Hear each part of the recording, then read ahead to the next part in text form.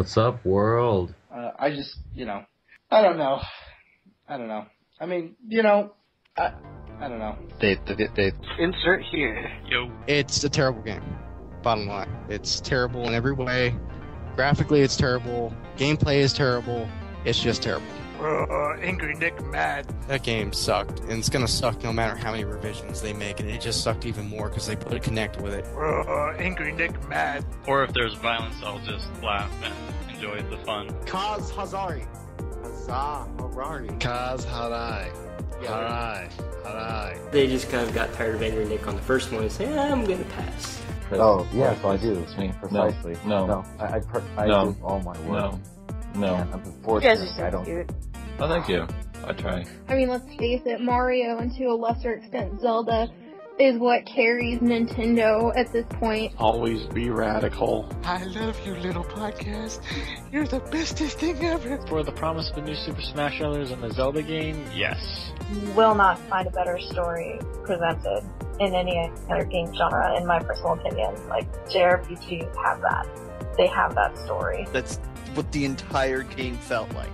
Oh my god, I want to bang my head into a wall. It's podcast. Can someone remind me? I thought it was a video game podcast. You're listening to the Game Source Podcast. It is Game Source Podcast 132. My name is Gerald, better known as Yes, Elvis Lives. We're from yourgamesource.com. That's GameSource on Facebook, at GameSource on Twitter. And I've got a lot of stuff I personally want to talk about what the site is doing, but I'm going to save that for the end of the show because we have a big announcement from our guest today. Actually, he's become one of our regulars. He does so much stuff for us. We just, he's one of our own. We will cradle him in our bosom here at Game Source. Please don't do that. Please don't do that. If you want me to come back, do not put me anywhere near your bosom. Fair enough. It's Rob McCallum, the director of Nintendo Quest, Missing Mom, the Kitty documentary, the previously announced He-Man documentary, and I will just give the floor to you and have you take it away, sir. Sure, it's a pretty exciting day. Some of you on social media may have seen the announcement, I think maybe 4 or 5 hours ago. I'm teaming up with Doug and Nicole, who are local game store owners here, Retro City Games, Henderson, Nevada. And we are going to make a film on box art in the world of gaming. And quite simply, we've titled it Box Art, a gaming documentary, because it seems like an injustice that nobody has done a documentary yet or even kind of chronicled video game box art. With baseball cards, with comic books, you know where you can go to find the value and who's responsible for that stuff. But in the realm of video games, you don't have that luxury. So what's the deal? And this all really got started by their shop, and they were able to take in some early design and box artwork for a company that used to be based in Vegas. And they don't know what to do with it because they don't know the story behind it. They don't know the actual artists. And I thought, wow, this would be a really great documentary. So why not let's follow their journey as they try to find the concrete example in front of them, but let's find out who else is responsible for all those iconic images that are out there that we know and love, that some of us actually probably associate more than the actual games that they represent. So there's just so much to tell. There's so much to delve into. And of course, the documentary, we want to cover all areas of gaming, and on the console side and on the PC side, and even looking at stuff that's current today. So this won't be just a retro doc, so to speak. They'll look at contemporary styles and processes for box art nowadays and what mobile does for box art and what the differences are. So it's pretty exciting, and our participant list is growing and just evolving every moment. Well, that's definitely when it was announced today, and I kind of got a feel of it earlier today when I stopped by Retro City Games. And if you are in the Las Vegas area, I just want to make sure everybody knows to stop by Retro City Games in Henderson, Nevada, suburb of Las Vegas. They are great people there, and they have a great store. And if you are a fan of anything retro gaming, even from the last console era on, they have it for you, and if they don't, they will get it for you. Plus, they have such a unique store and a unique base of customers there. They have their game nights every month. They're just a great place to go. They're really good people. And I'm just so happy for all of you as far as this project is concerned. But I know you touched on box art just a little bit in Nintendo Quest. And if you haven't seen that already, it's on Vimeo. If you want to catch it on Vimeo, did you want to talk a little bit more maybe about how else they can also get Nintendo Quest, or is just Vimeo straight up right now? Well, we've made it, it's really simple. Go to nintendoquest.com and there's the links that'll take you to not only the Vimeo on demand page, but there's links on nintendoquest.com for the Power Tour series that debuted yesterday, which shows Jay and I going across the country, basically rolling out the film in a bunch of cities that we had both filmed in and a bunch of new communities that we discovered. So, expect a lot of sarcasm because, of course, it's Jay and I. Game hunting and just meeting new members of the community and checking out new shops. So it's a lot of fun. Episode 1, LA, is out there. And every month we'll drop another episode. And there's going to be 8 in total by the looks of it. I actually saw the first episode yesterday, and let's see, Carrie Swedecki, she gets the best. Spoilers, she and Jay might have a little something to do as far as maybe some type of competition, maybe? Well, let me just throw it out there that I like putting Jay in awkward situations that make him feel uncomfortable, hence the whole premise behind Nintendo Quest. And when I knew we were going to be in LA and I knew Carrie was going to come and check out the screening, I thought, well, I wonder what I could cook up between Jay and a world record marathon just dancer who was getting ready to do over 130 hours straight without kind of stopping. So, well, you'll have to watch the episode to see what kind of happens between those two and how Jay reacts to literally being dropped off in the middle of nowhere, and all of a sudden she appears. Especially in LA.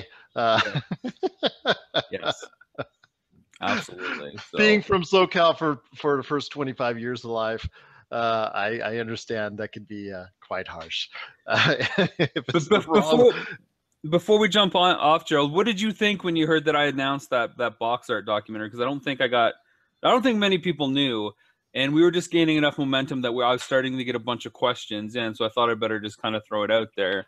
What was your gut reaction to that? Well, my gut reaction to it was I thought you were going to lean towards something towards the Genesis. You had hinted, you and Jay had hinted, I guess, from time to time when asked about leaning possibly into that genre, into that realm and time frame for video games.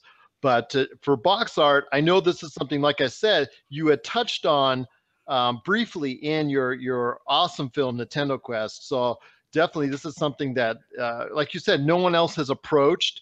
It's a very novel concept, and it's something that really, as I know you can do, will actually just come off very, very well to an audience. I will say that this is not the follow-up to Nintendo Quest that Jay and I have been talking about. That still exists, and it is still bigger, crazier, and more mind-blowing than Nintendo Quest in every way. But we got to wait to see how Nintendo Quest does before we can take on the next adventure with Jay. So this is kind of something that basically was born out of everything going on with Doug and Nicole and Retro City Games, and they're basically the treasure that walked kind of through the door, more or less. And I know Doug and Nicole kind of followed up to see what it was. And when I got the call about it, man, I was like, there's something here beyond just this thing that walked through your door. And they're like, really? I'm like, yeah, let's team up. Let's do something cool. Let's represent the Vegas community.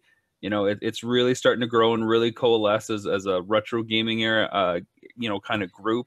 But this is something that goes beyond just retro gaming. And I think it's something that when people think about, everyone smiles. When you think about gaming box art, you're just filled with nothing but awesomeness. You know what I mean? It's just positive stuff. So, well, as someone that is an older gamer and whose first real system, yes, I did get Pong, but first real system was the Atari 2600. The box art was the main reason which you bought. Sure. Particular games. It wasn't because of the graphics, and it wasn't because you had seen a gameplay trailer or anything like that. It was box art.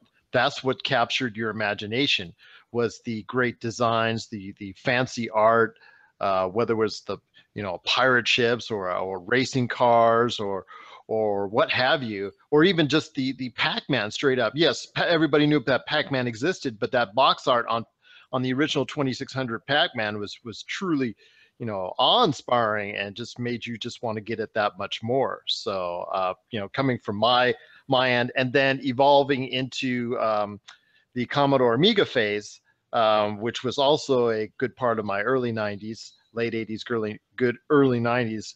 I know that box art was really, again, something that was paramount as far as something that might attract me from one game to another.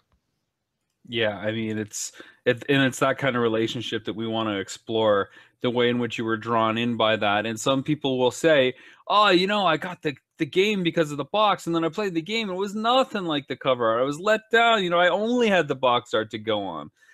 But then, so people felt like maybe cheated by the cover at first. But I think looking back now, we can all see that cover informed our imaginations on what that gameplay was supposed to be. The box art elevated the thing that we were playing. And I think maybe nowadays it's an inverse relationship, where a lot of box art that we see nowadays is lesser than the game that we're playing, because, for lack of a better way to describe it, we're just getting a screen grab from some fancy camera setup within the actual game engine, and it's slapped on the cover, and we're getting some font on top of it, like a nice logo treatment, and that's it. We're not getting that awe-inspiring imaginational drive. I don't think. I really look forward to talking to some contemporary and current artists to see what they think about their approach and, the box art that they love growing up with, and maybe why they're not doing stuff like that. So what is that evolution? I think box art, a gaming documentary, is going to be really interesting, and I think there's a lot of stuff to mine. And I'm really actually curious to see what the story is that Doug and Nicole dig up on the artwork that they've got, because it's really cool to see, Gerald. And when you come by to Retro City Games next time, if they have some of the stuff there, I'll show you. It looks like a physical Photoshop file. They literally have layers and layers of like tissue papers and like Nintendo transparencies like on top of stuff. So you look at it, it looks normal, but then you can kind of peel it back almost like, literally like a Photoshop layer. I don't know how better to describe it than a layered piece of physical art. It's really something to kind of take a look at. So and they all have each, like you said, they all each have their own story behind it. So it just makes it that much more intriguing. Very and also, like you said, today's box art is even more, how shall I say, it's so simplistic compared to that era, compared to, even 10 years ago. It's so simplistic. So in many ways, it's so advantageous for people to go out and just get a little bit more creative with their box art and go back to what once sold a lot of customers like me on different games. Sure, and we will be doing a Kickstarter for it, of course. We need people's help, and I think the community's pretty excited by it. It's only been 5 hours into day one, and people are like, oh my god, best idea ever for a documentary. And honestly, other than maybe doing something on music, and I know there's a documentary in the works on the music of video games in general, this seems like the next logical kind of area to kind of look at and not exploit, but really dig deep into. So I'm looking forward to see what we can discover. And just talking to like artists on the phone already, it's changing what I thought this film might look like, how it's going to roll out. So it's a journey. It's another adventure I get to go on. Well, it sounds good. I'm definitely looking forward to it. There you go. And I like that nice soft haze I had there for a second. Maybe it makes me 10 years younger. But it definitely something I'm looking forward to. And if there's anything that we can do. There's a lot that I would love Game Source to help me with. There's a lot. So I really hope to rope you in, take advantage of all your kindness and your generosity, and lasso you as part of this as much as I can. Sounds good. Any way I can help, we're there. And because you've helped us, especially with certain projects like what are you playing now that we get, handed over to you? Well, I do have my hands on Divinity Original Sin, the Enhanced Edition for PS4, which is cool. And of course, Transformers Devastation are two of the most recent games that your Game Source has been able to throw my way in exchange for a well thought out review or impression piece, I would say, which is really cool. And when you hear the next Gamercast, Glenn and I talk about our experiences looking at Transformers Devastation, and there's more than one mention of your Game Source. So Oh, and we appreciate it. We kind of want to be the Siskel and Ebert of Game Source, kind of point counterpoint. How can we make that happen? We do have a point counterpoint page, and little did I know when you guys submitted your reviews back to back that you would be a point counterpoint with you guys on Transformers Devastation. It was interesting to see where we aligned and yet differed, but in like what he thought was bad, I was able to kind of turn into something a little bit more positive, and vice versa. So nothing ever comes off as harsh because there's a loving look at both sides, I think. Well, I'll throw that to you first. I know his thoughts, and if you want to read his thoughts verbatim, they're on our Reviews 2015 page at yourgamesource.com. But I want to hear your thoughts, and I'll throw this topic first. We're going to save it for later in the show, but why not? Let's throw it first. Do you think Transformers Devastation, in your opinion, could be that sleeper hit that many could be using as far as concerned for this holiday season? People are always looking, to get the big AAA titles, but what about those titles that they might be able to get for a good deal that came out maybe August, September, October? You know what I'm saying? I think it's a solid game. I think the action is intense. I think it's very arcade driven. I think there's a lot of cool callbacks to other kind of gaming styles and other genres of gaming's yesteryear. I think if you're not a Transformers G1 fan, like you didn't grow up with that, and maybe that's not such a hard thing to imagine. Maybe most of us are. But I think if you strip that element away from it, and it's something that Glenn and I talked about, would this game sell? Would we even play this game if it wasn't, just doused in Transformers nostalgia from the 80s cartoon? I don't think we would, and I don't know that I would enjoy it as much, because the things I enjoy most are deeply entrenched in the sound of transforming, being able to transform with those characters, being able to use them in different situations, and seeing those familiar foes. So if you're a Transformers fan, you'll definitely enjoy this. I think you're going to get probably only a couple weeks if you go hard at it. I don't know if it's that sleeper hit. I think it's a solid game. I think it belongs on someone's shelf that especially is a Transformers fan. But I don't think it's going to be like the forgotten game of the PS4 library that everybody loved but forgets to mention in the top 10 list. I don't think it'll have that status. It's a good game though. It's just a really solid as far as it's hard, 15, right? 20 hours. It's a solid game, but there's nothing special about it. And that's so hard to say, but I think everybody knows what I mean. Like, it's good, but why am I impressed? Like, should I just be impressed because it's a good game nowadays? And sometimes I feel like, yeah, that is impressive when a game just comes shipped, ready to play without anything broken, and it is just good and gravy across the board.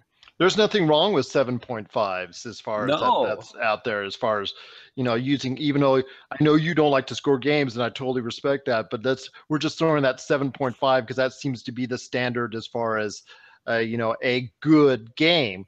Some of the Destiny was a title that was, in many considerations, a little bit of a disappointment, but it fell in a Metacritic to about a good game. And look what it has evolved into as far as an experience is concerned. Mm-hmm, mm-hmm. Definitely. So I think if you're on the fence, but you're a Transformers fan, you got to pick this up because you'll have more than enough fun playing with it than you would maybe something else that you're already on the fence about. The Transformers lore is enough to pull you in, even though maybe they could have taken that one step further to please like the hardcore fans. Do you think it was something to do with the constrictions maybe that a licensed game may have as far as budgetary concerns are maybe? I think everyone has budgetary concerns, and I think it's relative. I think when you have a license like Transformers, you're going to want to pay to get the voice actors in for maybe you would use that budget somewhere else on an original game, right? Because again, they're trying to hook that very nostalgic look at it. I think they wanted to see how this would do. They're not advertising the current film franchise, which is what is kind of in everyone's brains, and that's what the kids are familiar with. The kids aren't familiar with this version of Transformers, so it's kind of a risky market play. It has the nostalgia going for it, but it's not current. So I think maybe they were kind of cutting things back, trying to make the most out of all the levels they had at their disposal, and just playing it safe to see what the reception would be like. I can totally understand that. And, coming off the debacle just a couple weeks before with Tony Hawk, as far as Activision licensed games are concerned. At least to see Transformers was something that a lot of people can play and enjoy.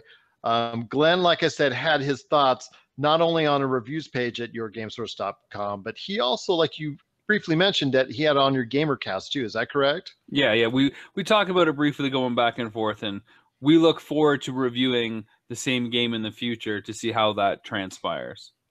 Well, I was hoping to get that chance with Divinity Original Sin, the Enhanced Edition, but Jamie wanted to also do that as well. So I know he's going to try and do what he can to stream it.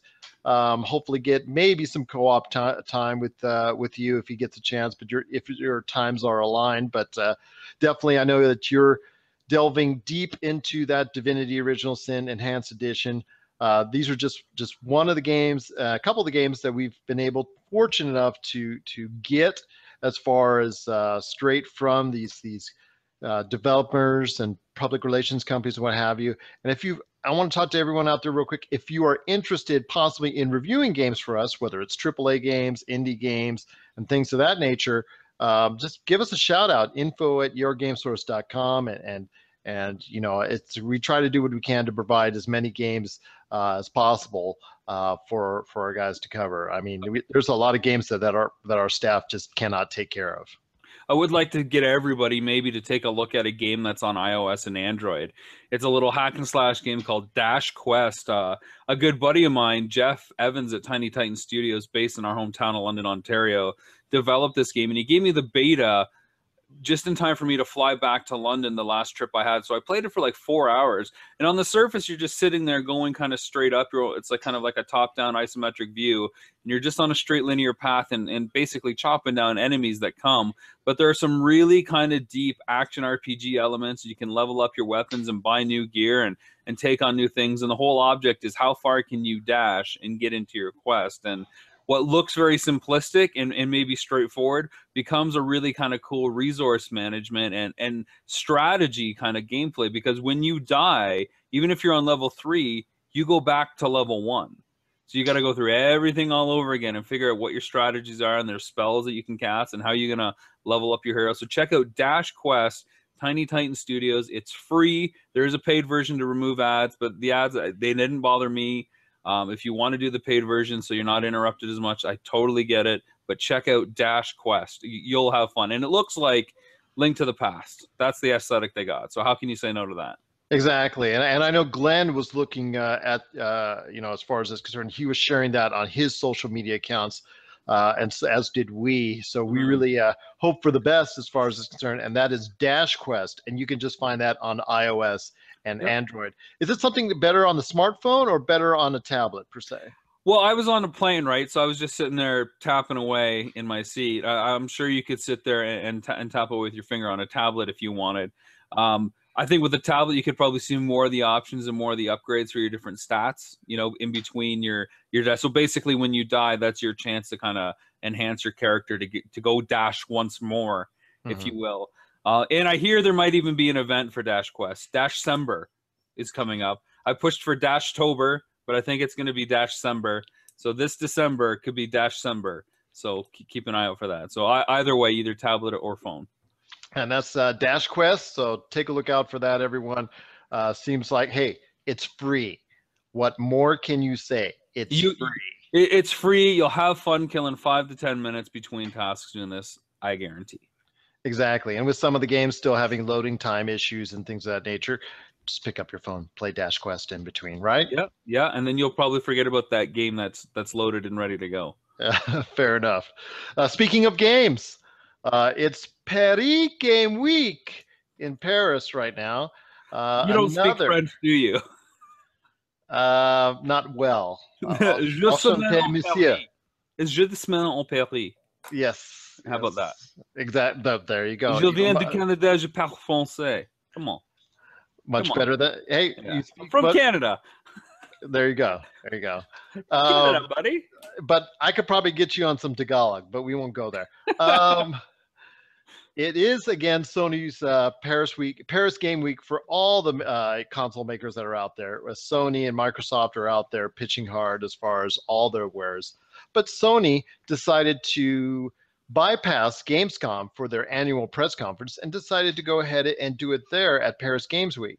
And they had almost a 2-hour press conference that they showed yesterday with a lot of great games, some game announcements, and a ton of VR at near the end. So I know you and I both got the chance to see it. Just before I go in with some thoughts, just how did you enjoy it overall, and what were some of the key points that stuck out to you? I really just like the whole idea of a live presentation. I don't know what it is. It makes it feel immediate. It makes it feel like they're trying to reach out and be a part of it. And this is nothing against Nintendo and Nintendo Directs, which are always, professionally polished performances. And one's coming up soon, by the way. Apparently one is coming up before the end of the year, and they may be announcing some unreleased games that nobody knows about yet for the Wii U and the 3DS. I imagine they're going to be digital offerings, and mobile too. Their mobile game they should be announcing. I was told maybe in they just announced it before we went live, and it got pushed to March. It got pushed to March because they need to explain it better to people and market it, which gives me goosebumps. But did they title it, or did they give it any? They did. Our good friends at Nintendo Life, where I saw the post. Let me see if I can pull it up real quick here. Which, by the way, has a review of your movie, if I'm not correct. It does. Nintendo Life was kind enough to review Nintendo Quest. It's called Miitomo. Miitomo. Miitomo. It's the first smartphone game. It's believed to be like a Street Pass for your amiibos, but on your smartphone. But we don't have any confirmation of that either. So Miitomo, March 2016. The fact that Nintendo wants to push off and maybe work on explaining something gives me chills. It's a little kind of anti-Nintendo legacy where it's usually so intuitive that you can just kind of pick up and run and figure it out. Nintendo the last few years, it seems that you need, instructions and assembly, required kind of deal. So and that's something let me just interject real quick. That's something I talked about with Doug from Retro City Games in Henderson, Nevada today. We talked at length about some of the issues that the Wii U had and why it might be pushed to the side a lot sooner than a lot of people had early anticipated because of the NX. And that, I think the intuitiveness was one of the key points that both he and I brought up as far as for the general consumer. Yeah, the only thing that they could maybe do worse for public opinion and confusion is remove like the NX moniker from their next system and call it the Wii U 2. I think that would probably be the nail in the coffin. I think that would ultimately confuse people even more. So we'll see if Nintendo sticks with the NX moniker or whatever they want to call it. But we'll see what they go for. But yeah, I mean, Sony's conference. I don't even know what to say. I mean, I only watched it hours ago. I thought not that much, but at the same time, it's going to be interesting to see what comes out and how it actually plays out. I'm still excited for No Man's Sky, most of everything. And the idea that on one hand, it's a game where you're fighting in space and there's all this stuff going on. And on the other hand, you can be like an explorer discovering planets and species and just doing that. And so I really like that dichotomy. I don't know what the story is yet, though. What is the narrative, and how do you fit into that? Does it concern you? Because one of the points I wanted to bring up is that it seemed to be just totally tucked in the middle of it, and they just kind of just almost blended over it. And I understand that they gave it a June 2016 release window, but they kind of glossed over it, which was, I don't know. It's supposed to be such a marquee title for PlayStation, and just where they placed it in the middle of the press conference and so quick seemed kind of concerning. And obviously the fact that it's still not ready for another 9 months when it was debuted over 2 years ago has to be of some concerns to anyone that's following the game as closely as you and I. So let me ask you this. Would you have been more concerned if it wasn't shown at all? Because I think they realized that we have to show this. Maybe we don't have anything new to say. Well, actually, there's PlayStation Experience. I think they could have waited until then. I think they've got it. If they're going to do their own conference in Paris Games Week, that game has to be there. They spent a lot of money putting this presentation on. They're going to tout every game that's out there. I think the problem with No Man's Sky is that it's more popular than Sony maybe had bargained for, and now they don't know what to do with all this momentum because it's not ready for another 9 months. What do you do? Exactly. So they had to include it. They put it in the middle so that everybody would know what was there. And now it's okay, let's move on to the other kind of newer announcements. We know it's coming, and we haven't forgotten, guys, but here's some other things that, you know, you should be excited about too. But just so you don't forget, here's No Man's Sky. Well, fair enough then. But what were some of the other key points that stuck out to you as far as the show is concerned? Maybe an overemphasis on VR and the problem with actually trying to demonstrate what VR looks like on a presentation, because it looks just like a normal game because you're using 2D screens, and you even have the disclaimer that says, you know, cameras altered for flat screen display. So yeah, it's unfortunately the kind of thing that you have to be there to experience. And they tried to get at that with the one game, which is based on the film The Walk, which is based on a documentary that won a Best Academy Award in 2011, I believe, which is a great film. You got to check that out. So you could see how people were reacting, how realistic it felt for them to walk across the tightrope between the two towers, of course, with the headset, the VR underneath. It looked like they were bundling up for Hoth with all the gear that they had on them. But it looks fun. I think everybody's going to want to try it once, like the Wiimote when the Wii first came out. But is it going to catch fire?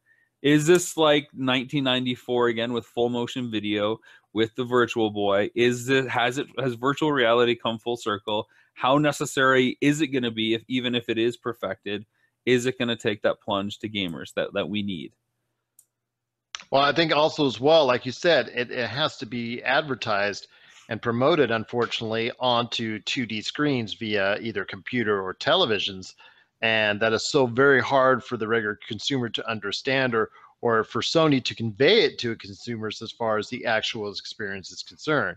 Mm-hmm. How many people are actually going into I'm assuming Best Buys or Walmarts or what have you, to try all these, you know, to even a sampling of the PlayStation VR once it comes out, just so they can get an idea. Because, you know, when PlayStation, obviously as it gets closer to that window, they're going to be doing the majority of their advertising via 2D formats. It's going to be one of those things, right, where not a lot of people are going to have it at first, and you're going to go over to that guy's house to try it out, and then you're going to make the decision, do I want to spend the $800 on the VR rig plus console or whatever? And then I just don't know. It's going to be such a slow roll. Like when Blu-ray players came out, they were $900. I bought a PS3 because it was $600 at the time, you know? So I don't know. It's going to be such a hard sell that only the gutsiest of the gutsiest, or only the dedicated, or only those that have been following and have experience might take the plunge for something. I do think it's cool to see Gran Turismo and the idea that could have a virtual reality component. I think that'll be fun. That for some reason, I think of like Daytona Racing in the arcade, the way that the chair shook and all that kind of stuff. So we'll see how that goes. But I don't know what that motion experience is like. So I'm curious to see where it goes. I know with the Oculus Rift, playing around with that sensation was almost too intense, and you had to limit your gameplay. So are people going to plunk down a lot of money for something that they don't have a lot of exposure to, that they can only play for limited amounts of time? I don't know. And one of the things they always say, as far as they're concerned, is that it's going to limit the amount of nausea, headaches, or anything of motion sickness or anything of that. They always claim in interviews that there is no problem with that. But ultimately, they are not certain as well, because they can't dictate how many, you know, X amount of people that are going to play it are going to have these issues and have these type of problems. So, or people that go out to a bar and come home and they're not tired, and then, you know, they've had a few cocktails and now they're going to throw this on, and are they going to throw up because all of a sudden it's motion sensitive? Like, there's just scenarios that they're not going to be advertising and that are going to get on the news. Another person, you know, throws up after playing, you know, Sony VR. So exactly. Anything else that stuck out for you? Detroit stuck out for me a little bit. I didn't see that coming near the end. And as interesting as the narrative looks, I feel like I've seen that story a million times through sci-fi movies or fiction in general. As a guy who travels through Detroit a lot, because that's where I land when I go en route to Canada, they definitely nailed the visuals and stuff. All those landmarks look like perfect, as you would imagine anybody that wants to invest money to 3D recreation of that would. I would like, to be honest, even if it sounds as cliche as what they're pitching as the narrative, I'd rather be a human than have to be Kara, the android, who thinks she's alive. because that's a disconnect for me as a person, where I'm playing as an android who thinks she's alive, but I don't understand that. It's easier for me to be a human, to be sympathetic towards that, and have to make those moral decisions whether I guard her life as if she is real or not. And of course it has to take on some reality tones as far as with dealing with racism, things of that nature, being that the androids are treated as second-class citizens and things of that nature, which we have seen on numerous occasions with android films. So that part of it is nothing new for me. The look of it was really nice. Quantic Dreams has always done a great job as far as the look and the visuals, and their ideas have been very good. Just with Heavy Rain and Beyond Two Souls, it's touch and go as far as them being able to execute a full powerful game and a powerful story that they wanted to convey. It always seems to go awry at some point in time. That are best ideas are concerned. Speaking of stuff that could go awry, the demonstration we saw for Dreams. I don't know. Again, this is something that looks interesting, but with a narrative that's kind of out there, and it really felt like a stagey performance to try to get me interested in that. I liked the visuals. I thought it was neat. Maybe they should have kept that for its own video, as far as maybe promoted on a YouTube format or something of that nature. I don't know if that was meant for an audience. It kind of slowed everything down, don't you think? Yeah, because they were trying to explain the mechanics so in depth and how it worked. It's clear that even they know, the devs, that there's a barrier to entry on that game, that you can't just pick up a controller. You're either going to play and make, you're either going to make stuff, or you're going to play it, and then you've got to kind of figure out how these pieces go together. It's just too complex, especially in comparison to something like Mario Maker, which is so intuitive that it hurts to put it down, because it just invites you to constantly create, Exactly. Or even the preceding stuff, as far as is concerned, Little Big Planet was very easy to go ahead and build worlds as far as it's concerned, and a lot more intuitive, as you were saying, as far as what you can do and what you can create. And I'm sure Dreams and the ultimate, what you say at the end, as far as the sizzle reel from that trailer at the end, shows all the different things you can do with it. The problem is, like you said, are people going to go to the great lengths necessary in order to do it? Yeah, it seems like really complicated, and that the better experience is when you've got people to play it with. And again, the idea that it's kind of a motion control thing, I don't know. I don't think it's for me. Those Move controllers, they can't give those away at this point.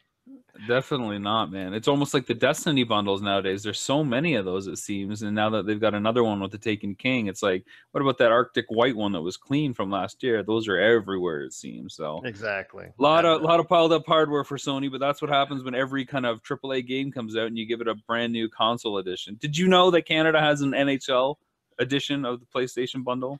I did, and then also as well, I know with it just depends on the region. Whereas Xbox does the FIFA 16, which is still here, but is heavily promoted, obviously, in Europe and whatnot. Sure. But I did hear about the NHL 16 for Canada. The NHL, but it's just a standard black PS4 console, which by default now is becoming more rare than some of the other colored ones. But they should have done a silver one for the Stanley Cup. I'm just saying. EA, come on. You could have made that happen. So or sometimes just go out of your way to do something special for having it on there. It seems silly just to include that on the console box, an image of the game. So exactly. Or maybe Canada itself right on there. Maybe Canada's colors.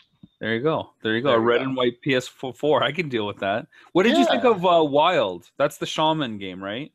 Yeah, that's the shaman game. The one everybody's going nuts over because you can ride a bear. Wait a second. Everyone's going nuts over this game. Please tell me why people are going nuts over this game. Because of the things you can do that were so different. They're supposedly so different. It's just, we've already seen, the characters within games on numerous occasions ride animals as far as it's concerned, but the fact that you could ride a bear. I know IGN and some other outlets were going crazy as far as it's concerned, or you can summon an eagle or the snake, deal with the snake or whatnot. It looks okay. It looks pretty good, but Gerald, looks aren't enough anymore. Dreams looks okay. Detroit looks okay. Wild. Every game we saw looks game. And that leads to my point here is that there needs to be some substance as far as it's concerned and depth. And is there more that you can do except for just, summoning certain individuals? I know with Horizon, as far as it's concerned, which we saw again displayed, at least it looks like on the surface that game is a little bit more than as far as the aesthetics is concerned. And that's why I believe, that game out of any other that was shown might have more promise than any at this point in time outside of Uncharted 4, of course. I gotta say, I didn't really feel too much for Horizon when they kind of showed it at E3, and I guess some people are saying they showed very similar footage this go around.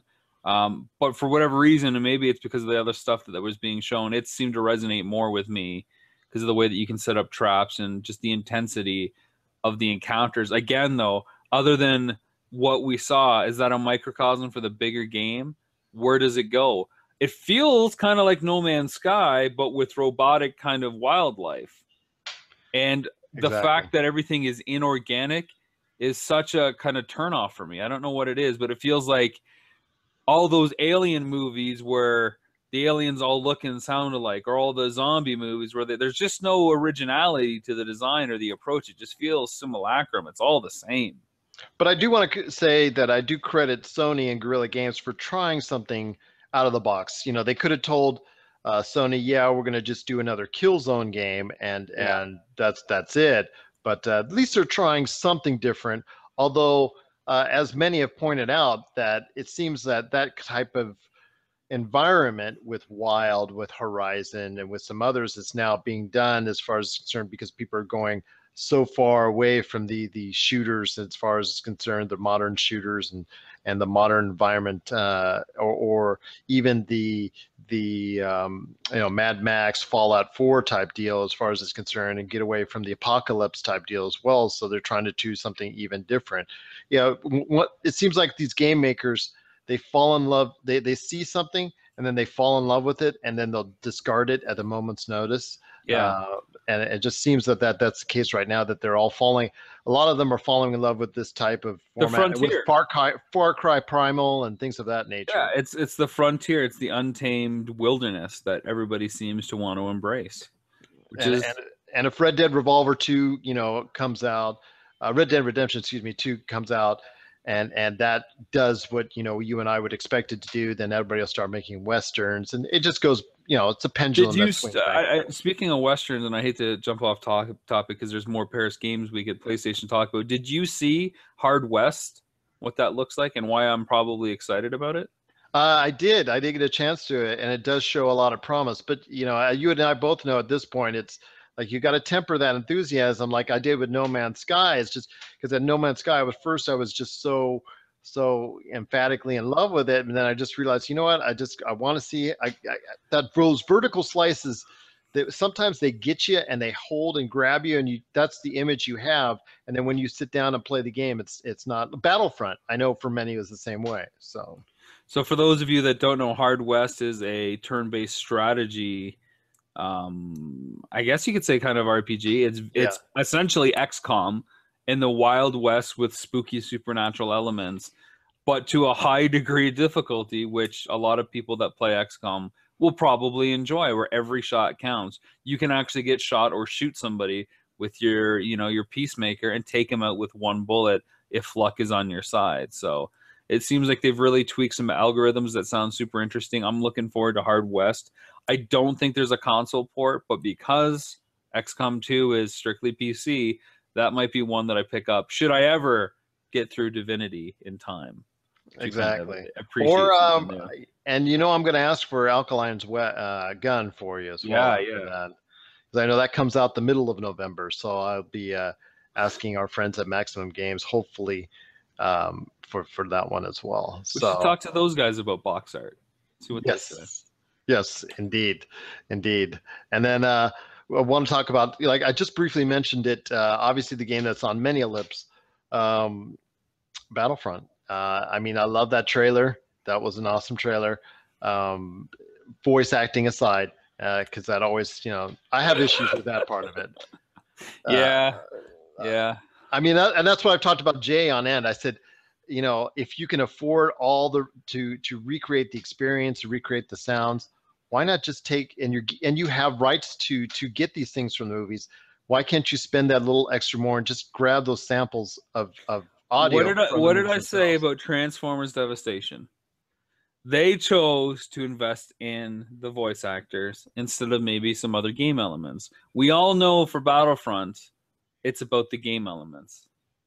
People will forgive the crappy voice acting if the game is solid. True. Transformers Devastation is banking on those voices, sounds, and looks.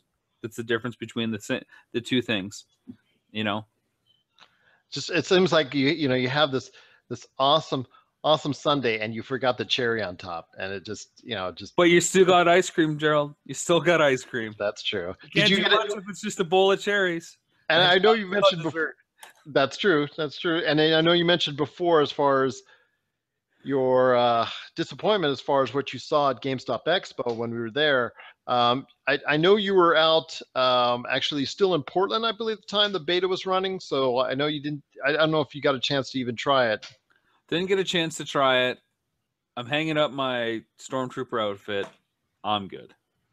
Fair enough. I've got too much going on between the documentaries, Divinity, and XCOM. Well, Jay is your partner in crime. Jay actually is still on that bandwagon, of course, being the mega fan that he is. Sure. And he is still saying he's going to review it for us. So I'm very hopeful for that. And I know he's got a lot of he has to deal with as far as it's concerned. But I know Battlefront is one of those things.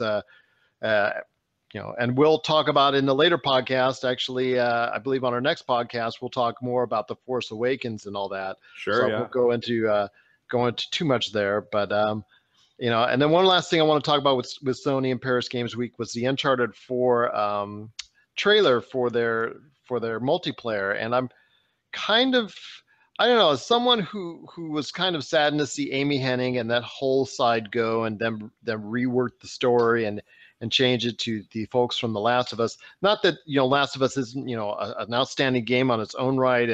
But they obviously wanted to go in a different direction than where Amy Hennig was heading.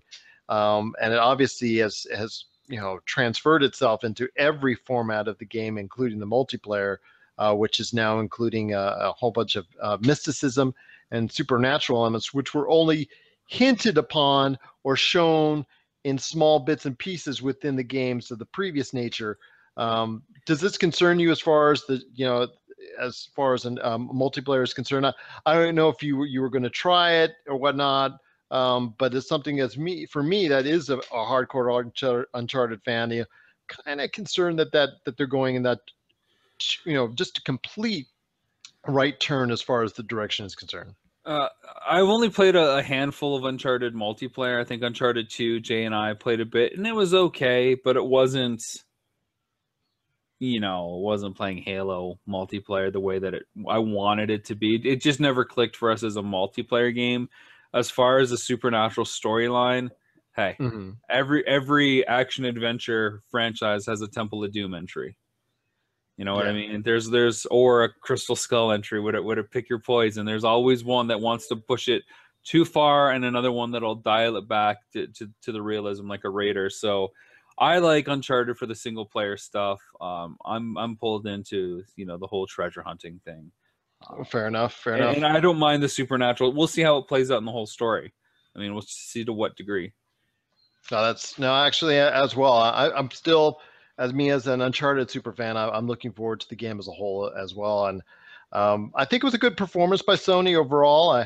I commend them for taking the challenge so late in the bordering on the real holiday rush season for reminding fans what to look forward to if you want to own a PlayStation, and which leads me into my next topic, because they're leaning so much on fans wanting to buy what's coming up in the future.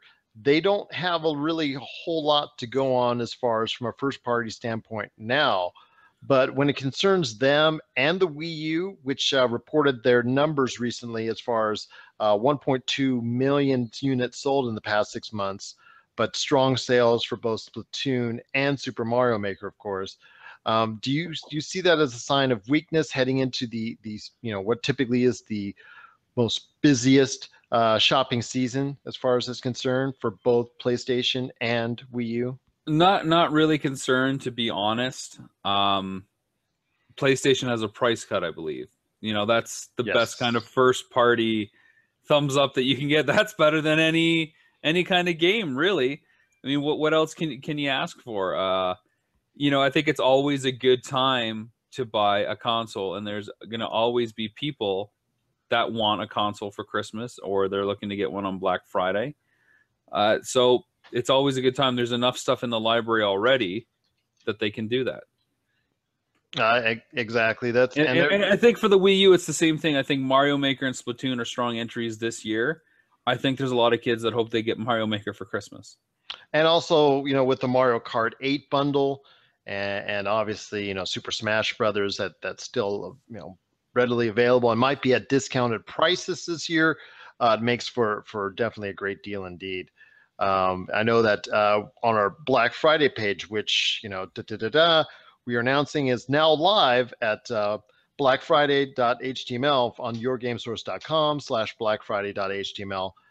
We already have posted the start of it, which includes the Toys R Us Big Book, which includes a deal with 3 games if you buy a Wii U from November 1st to the 21st for $2.99, which includes Mario Kart 8, Legend of Zelda, and another game which you want to check out, which will be on our Black Friday page.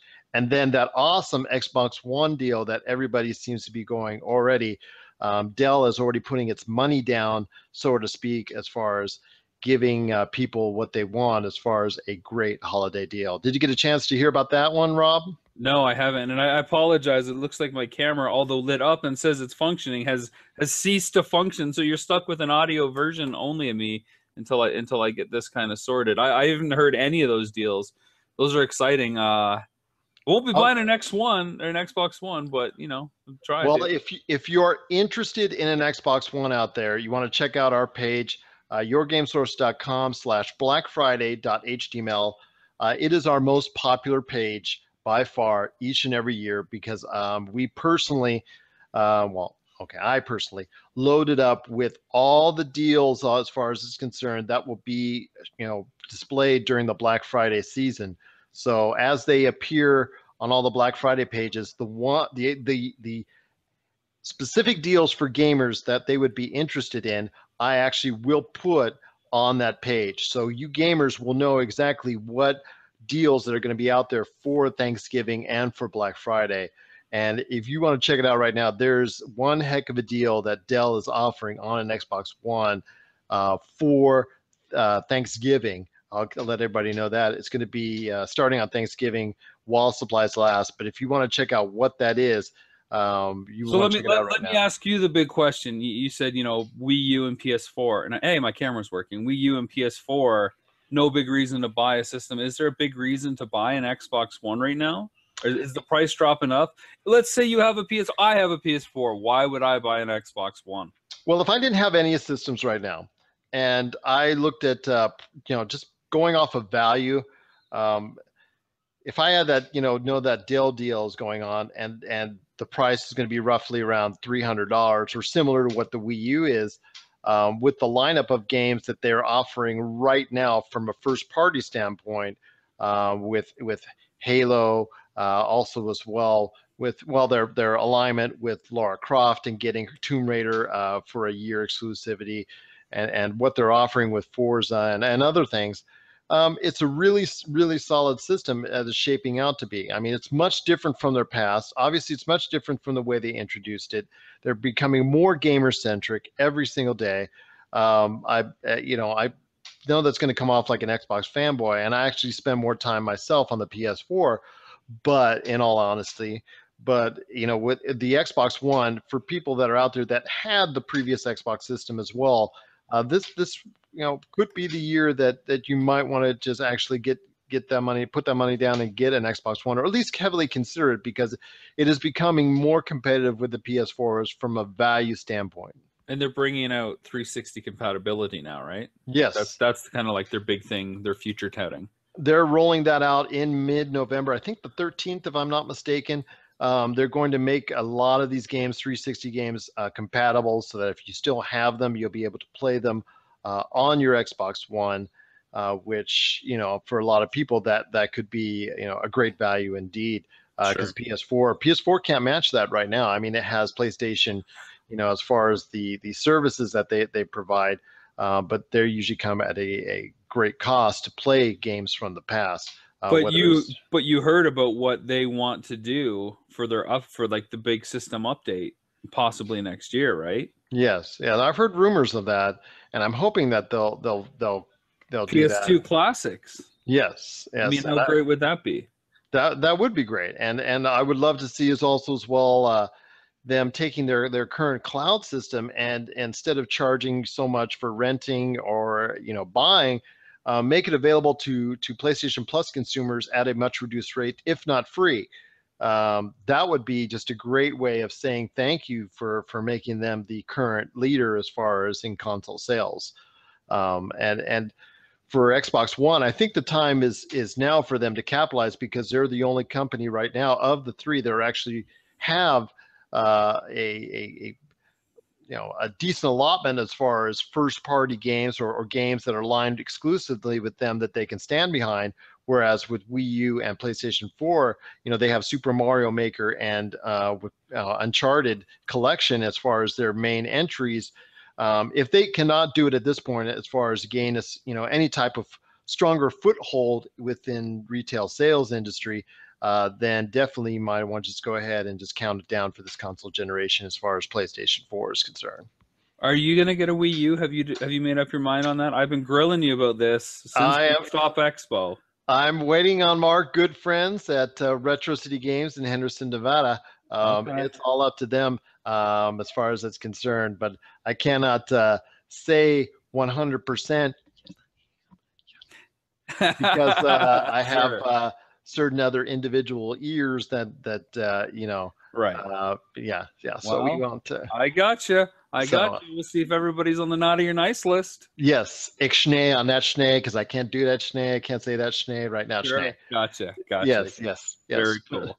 But we will press on, and I know we talked about Battlefront, but do you see, speaking of retail sales, do you see Battlefront or Fallout 4 not just chasing the Call of Duty dream, but surpassing the Call of Duty dream? Because Call of Duty every single year, maybe they're going a little bit on the downside. Sales might be sliding a little bit. Do you see either one of them outperforming Call of Duty this holiday season? I think Battlefront's got a really good shot. It's, it is a multiplayer game, and it has the marketing power of everything Star Wars behind it. It's been, a decade since the last entry in the series. Even though I'm not a fan, it's going to be hard to downplay the excitement for that exists. I mean, everybody was talking about the beta. Yes. Everyone was talking about that. 9.5 million people played it, so it's just, my gosh, it was out there. That was a brilliant marketing move on their part. Let's face it, Battlefront is new. Call of Duty is common. It's common. People know what they're going to get. There's some interesting things about Call of Duty this year, apparently, but it isn't the new game that ties in with the most anticipated film in the last 10 years. Yes, I certainly agree. And have you got your tickets already? That's all I ask. I have to wait until Monday. We can talk about Force Awakens on the next episode. But absolutely. It's a long story. And then also, we're going to play over-under as far as sales are concerned. Over-under, which, for all the various games this holiday season, that you can, because we're here in Vegas, and they do over-unders all the time. So we got to, when in Vegas, you got to do something as far Sure. I like over-under. I do that a lot with my friends. They don't like it. When's Jay going to get up? Over-under, the push is 9:32 a.m. There you go. Over-under. I'm going to take over. I'm going to take over on that one. There you go. Fair enough. And then we talked about the Wii U earlier, and we know one of the projects that's in development is a Legend of Zelda. As far as a remake is concerned, a certain remake that I know a lot of people, such maybe even yourself, had in mind as well. But also the Legend of Zelda as far as the open world, a new game in the series. And I wanted to talk about as far as, do you think at this point that maybe they should hold off until the NX is released? Because there's rumors that they're talking about the NX being released as early as the holiday season next year. And if that is the case, would it be in their best interest to maybe put it on just that platform as a launch title? What are your thoughts as far as this is concerned with The Legend of Zelda, the new title in development, hopefully coming up very soon? I think Nintendo needs to release it as soon as they can. We've seen in the past Nintendo has no problems re-releasing Zelda games. So let them re-release it as a launch title and have something special to do with it on the NX, if that's the case. There's nothing wrong with that. That's going to be the reason that people maybe jump to the new Nintendo console, which is rumored to be, carrying current tech spec chips that can compete with the PS4 in terms of hardware specs. If that's what people want to jump to the NX, great. People that have a Wii U right now, they want to play Zelda now. Put it on both. They didn't have a problem with Twilight Princess going both on GameCube and the Wii. Good point. Good point indeed. Yeah, I can totally agree with that concept as far as it's concerned. So let's say it does come out the holiday season, the NX is concerned, and then they go ahead and release have a version, maybe a special version for the NX with improved graphics or what have you, improved more content, what have you for the NX, but still have a Wii U content that's still made available. I would agree on that assessment as well, because like you said, they need all the help they can get after what. And even if Zelda's ready to go for September next year, and they've already announced the NX, launch Zelda in September. You want to play the new Zelda game? You can play it in September on the Wii U. If you want to wait for the NX, well, you're going to have to wait till that comes out in mid-November. And that seems like a very fair point indeed, and it seems like something Nintendo might actually be thinking up with at this time. But we'll have to wait and see on that. And the last thing I wanted to talk about is, there's another game this week, and all this hubbub with everything going out, Halo going out, obviously the new Divinity and Darksiders 2, as far as that definitive edition also coming out as well. But one of the other titles that came out this week was WWE 2K16. And I know it's near and dear to one of our colleagues, Jamie's heart, as far as it's concerned. But I wanted to get your thoughts. Is something that's been previous iterations have not fared so well as far as from a critical standpoint, but it still seems to be a solid seller indeed. Do you think with the game that just came out, the game is getting pretty good reviews at this point in time? It seems to be a little bit more fleshed out from previous years. Do you think that might need to be in need of a break as far as for is that concerned, or is it something that WWE can constantly put out year over year and still see the fruits of benefits of that? Look, it's sports entertainment, right? Nobody begrudges a Madden title every year. If you're into Madden, you're gonna pick up the new Madden. That's your staple. If it's NHL, it's NHL. If it's FIFA, it's FIFA. I think that, WWE probably has a strong enough following that they think that they can justify it. The challenge with all those games is how do we make it exciting and fresh every year? They're touting that they have over 150 wrestlers in this one. Yes. Yet the women's that's about 2/3 more than what they had last year. But the big complaint is that the women's division isn't largely present. So, next year, guess what? They'll probably try to focus on probably the women wrestlers in that. I don't think there's anything wrong with it, no more than the Call of Duty stuff. It's a sports title in my mind. It's not a franchise that I've played in a long time. I think I got 2K13 was the only 2K entry I've got, and then going back it'd be NWO versus WCW, WrestleMania 2000, No Mercy, the N64 titles. I don't see anything wrong with it. I think it's justifiable. Okay, fair enough. I just have an issue usually with the way WWE promotes it, because I think the sales initially could be stronger. I know that's a title that's going to sell month over month as far as longevity is concerned, but I think off the bat it suffers from a lack of publicity. because I don't think WWE goes out of its way to promote it as much as they should. Every year, when I maybe glance at what shows are on as far as from either Raw, SmackDown, or pay-per-views or the WWE Network is concerned, I think that I don't see enough of touting of the game as far as in its physical state, and I get more from my dealings on sites, interacting with video game sites and whatnot. But to me, the WWE, like you said, it is sports entertainment, and it does, to me, cater to more of a casual interest than, let's say, the hardcore gamer. From a personal standpoint, I think it connects with that audience, and thus I think it should be more heavily promoted by the WWE, and it's in their best financial interest to do so. So every year I'm leaving, I'm thinking myself as I see that, any of their programming is, why don't they go out of their way more for that game? But even despite that, it still seems to sell, fairly well year over year.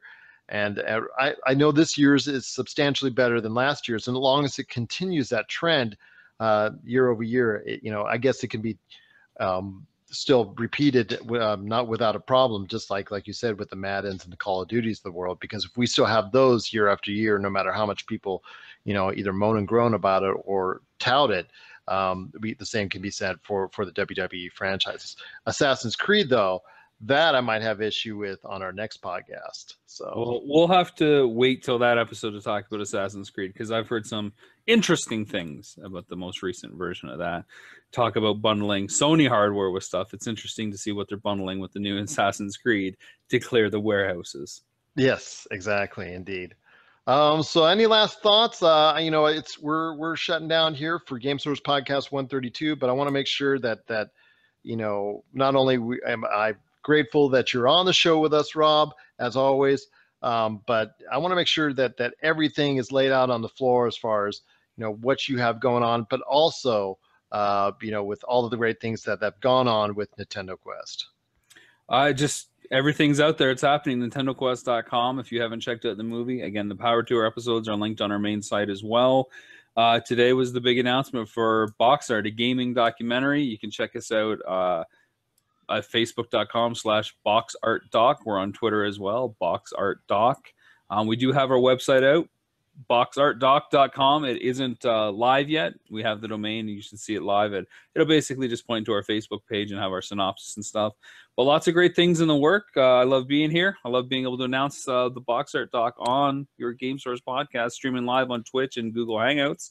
Always fun. I can't wait for the next episode, which is tomorrow, I believe. That's correct. While there were people still available as far as staff members, that were so graciously hoping to get on. I know Josh is itching to get on tomorrow with us. I had to just jump on that and get going with that. But we are most appreciative that you taking the time out in your busy schedule. Indeed, sure. Not only today's podcast, but tomorrow's or the next podcast as well, I should say, if customers are listening or consumers are listening out there at a different time. We want to thank everyone for watching, for listening. This is Gerald, better known as Yes Elvis Lives. Once again, we are Game Source on Facebook, at Game Source on Twitter. And if you also want to hear another great podcast, this man right here also hosts it on GamerCast. And you can catch that and find that off of NintendoQuest.com, I'm assuming, correct? There's links there, and it's on iTunes, GamerCast with J. Rob and Glenn, nesclub.podomatic.com. It's NintendoQuest.com. We made it so simple. And if you forget that, you can head over to yourgamesource.com, and there's a special link. We have a special unofficial page for the unofficial documentary for Nintendo Quest, and I might have it on there too. So just to let you know, and on that, plus a lot of great thoughts from Rob as well. And we're just so appreciative to have him a part of the team and part of us here, the experience here at Game Source. Once again, at Game Source on Twitter, Game Source on Facebook, Game Source on Twitch and YouTube. We appreciate you watching, listening, and hope you have yourselves a great day. Do you love games, breathe games, and bleed games? Then this is the crew for you. If you are interested in editorial, podcasting, live events, and exclusive content, make sure to hit us up at info@yourgamesource.com and become part of a team that is dedicated to delivering all the greatest and latest in gaming news and content, all here at yourgamesource.com.